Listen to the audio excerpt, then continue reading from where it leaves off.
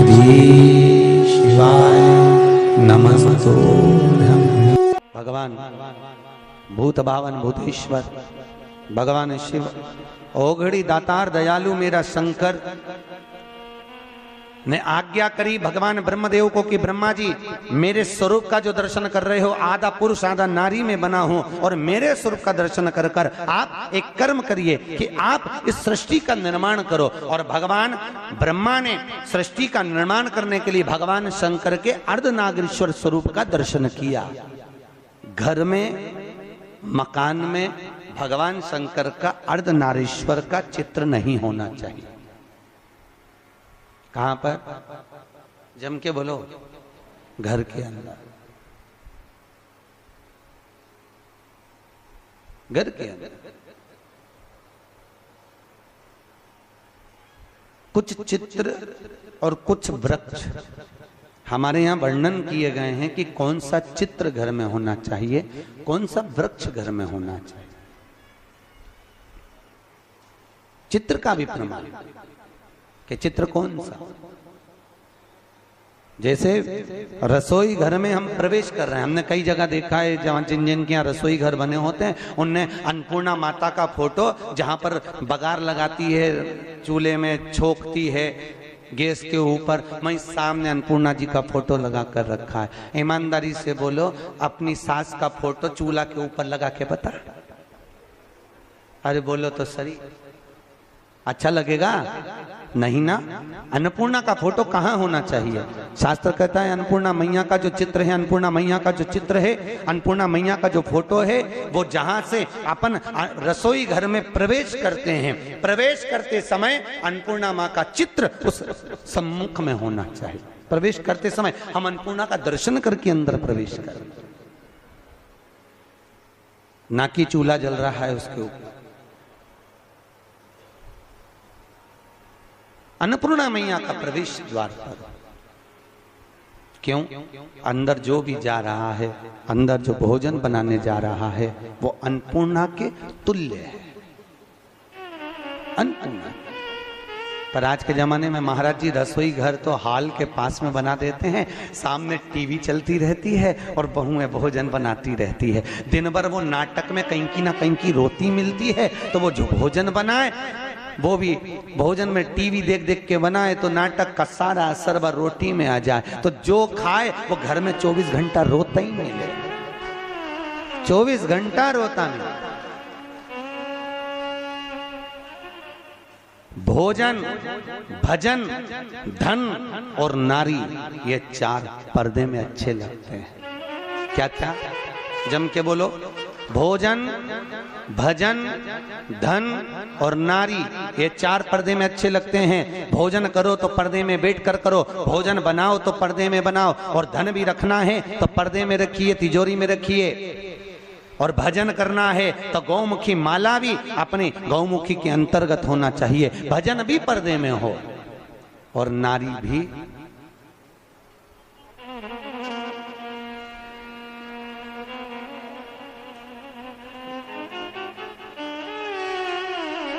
अब आज तीसरा दिन हो गया, बोलना नहीं पड़े जीजियों, हमारा क्या जाए, हम तो बोल देते हैं कि देखो ये सब चीजों का बड़ा प्रमाण है। जरा सा वो भोजन,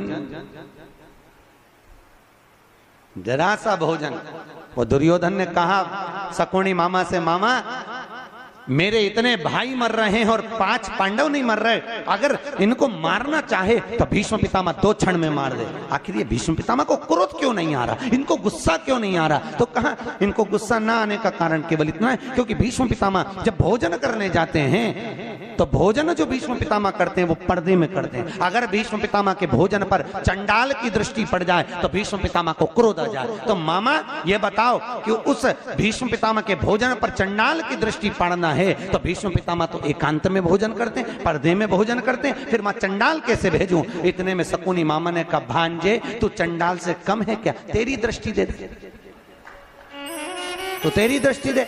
और जैसे दुर्योधन ने कहा मामा तुम मुझे चंडाल कह रहे हो, नहीं कह नहीं रहा, मैं तो प्रैक्टिकल करने की बात कर रहा हूं, प्रैक्टिकल करके देख ले। और जैसे ही दुर्योधन ने भीष्म पितामह के भोजन पर अपनी दृष्टि दी और आज भीष्म पितामह ने संकल्प ले लिया कि कल का सूर्यास्त होते हुए अर्जुन नहीं देख पाएगा, मात्र भोजन करा और बुद्धि बिगड़ गई। ये भोजन का असर है।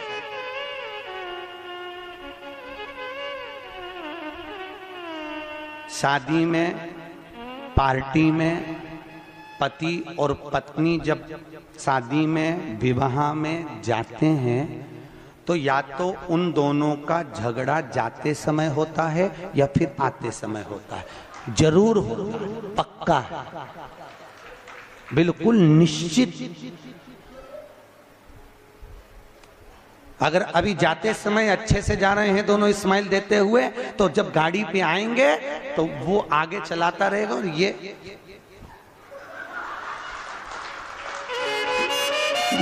चुप बोले, आवाज तक कुछ आवाज वो बोलेगा,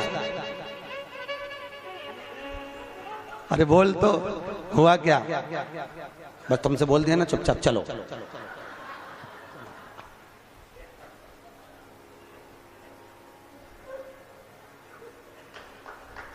चलो चुपचाप। क्यों? अब कोई समझ तो पाया नहीं, कथा में समझ जाओ। भोजन का असर है। जैसा खाया अन्न वैसा हो गया मन। हमारे अग्रवाल जी द्वारा रोज कथा के बाद में प्रतिदिन शाम को भंडारा प्रसादी रखी जाती है। क्यों? क्योंकि जो भोजन बन रहा है उसमें यहाँ की कथा का पूरा प्रेशर पड़ रहा है और वो अन्न शुद्ध होता जाता है। तो जितना खाकर जाएंगे घर जाकर भी रात में भी सपने में शंकर जी नजर आएंगे, सपने में भी भोलेनाथ दिखेगा। और शादी पार्टी में से भोजन कर कर आओगे, अब रेंदो कथा पे चले, तो सपने में भी कुछ नहीं दिखना। भोजन का जैसा खाया अन्न वैसा हो गया मन। भोजन का बड़ा असर पड़ता। जैसा पिया पानी वैसी हो गई पानी, और जैसा पिया दूध वैसा बन गया बुद्धि। बुद्धि गाय से बनती है? दूध से। गौ माता का दूध पियोगे तो गाय जैसे निर्मल हो जाओगे, थैली का पियोगे तो थैली, डब्बा पियोगे तो डब्बा। तुम जैसा दुग्ध का पान कर रहे हो वैसी अपनी प्रवृत्ति बन रही है। भीष्म गीता के अंतर्गत भीष्म पितामह ने बाणों की सैया पर पड़े रहकर अर्जुन को ज्ञान उपदेश दिया। अर्जुन, 4 तरह का भोजन बेकार होता है। अर्जुन ने पूछा महाराज कौन कौन सा पितामह? पितामह ने कहा 4 तरह का भोजन बेकार है। पहला, अर्जुन, जिस भोजन की थाली को कोई लांग कर चले जाए वो नाली में पड़े हुए कीचड़ के बराबर है। दूसरे नंबर का भोजन, जिस भोजन की थाली में ठोकर लग गई वो कीचड़ के बराबर है। और तीसरे नंबर का भोजन, जिस भोजन की थाली में केश पड़ा हो, बाल पड़ा हो, वह दरिद्रता प्रदान करने वाला होता है। और चौथे नंबर का भोजन, अर्जुन सुन, पति और पत्नी अगर एक ही थाली में साथ बैठकर भोजन कर रहे हो तो वो मदिरा के बराबर होता है, मदिरा के तुल्य है। और अर्जुन, पति के जीवने के बाद अगर पत्नी उसी थाली में भोजन करती है तो वो चारों तीर्थों के मंदिर के प्रसाद से बड़ा महाप्रसाद बन जाता है। उस प्रसाद को वो ग्रहण करता। अब तुम्हें सास कितना समझाती है, बेटा साथ में बैठ के मत खाओ, पर तुम्हें बुरा लगता है। तुम्हें लगता है बताओ ये तो हमारा भला ही नहीं चाहती है, हमारा बुरा चाहता है। भैया वो क्यों कह रही है उसको मालूम है कि ये भोजन श्रेष्ठ नहीं होगा। हाँ, अगर दोनों को साथ बैठ के खाना है तो 2 थाली लगाओ, एक साथ बैठो, एक साथ खाओ, मना नहीं है। पर भोजन की एक थाली में दोनों को भोजन नहीं करना चाहिए।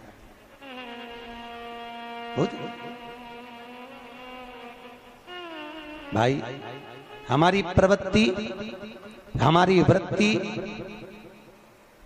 हमारा सुख, हमारा मन भजन, भोजन, धन और नारी पर्दे में श्रेष्ठ लगे।